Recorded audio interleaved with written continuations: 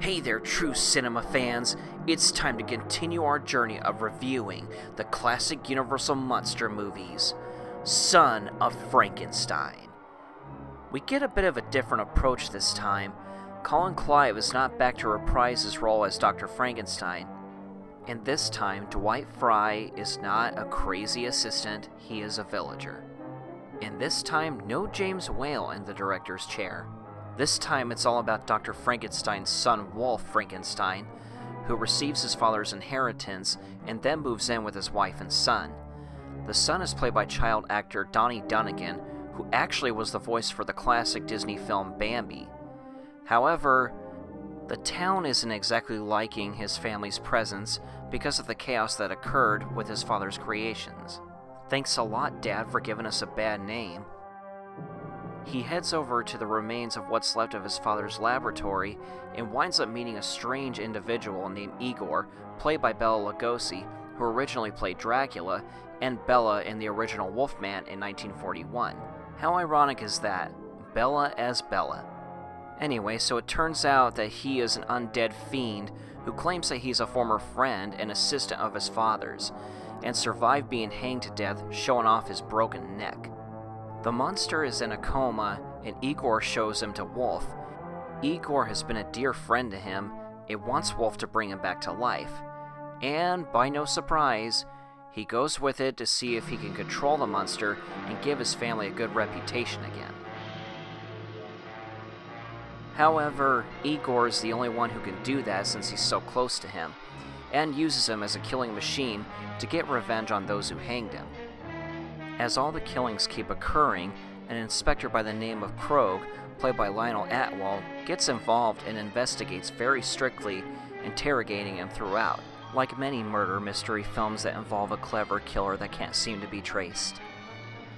And I gotta say, I love the dark story he explains about the monster tearing off his arm when he was a child. Creepy stuff, and his performance and delivery of the story is just brilliant. As the climax occurs, Wolf saves the day, shoots and kills Igor, and then swings toward the monster, drop-kicking him into burning sulfur. And that's it for this sequel. Wolf and his family gain respect from the townspeople. Some of my only issues with this movie is the monster no longer speaks. He's a mumbler again, whereas in Bride of Frankenstein, they gave him dialogue, which gave Boris Karloff an opportunity to bring more to the character. But this time, no. It's almost as if they wanted to pretend he never spoke in the first place. But Boris Karloff still nails the performance brilliantly. It was originally going to be filmed with color this time, but it turns out the makeup didn't look well in color on film, so they went back to filming in black and white, and to be honest, I prefer it that way anyways. And I'm sure most can agree too. It's not a fantastic sequel by any means, and some things are a little bit off. For example, Frankenstein's laboratory's remains. It blew up in Bride of Frankenstein, and Igor says the monster was hit by a bolt of lightning. What the heck, man? He wasn't killed by lightning, he was revived with lightning, and he died inside the lab as it exploded in Bride of Frankenstein. And they find bullets in the monster's heart? He never once got shot, despite being shot at in Bride of Frankenstein. What the heck? And Krogh's arm was never ripped off, never happened once in the previous films. And the townspeople hating Dr. Frankenstein?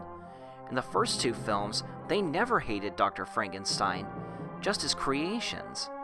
So if you're expecting this one to be faithful and as good as the first two movies, you're wasting your time.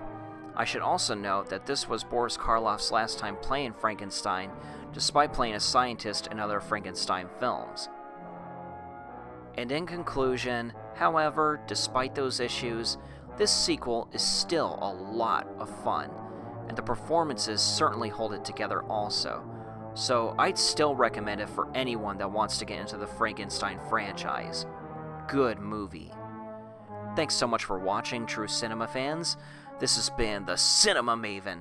See you next time for my review of Ghost a Frankenstein.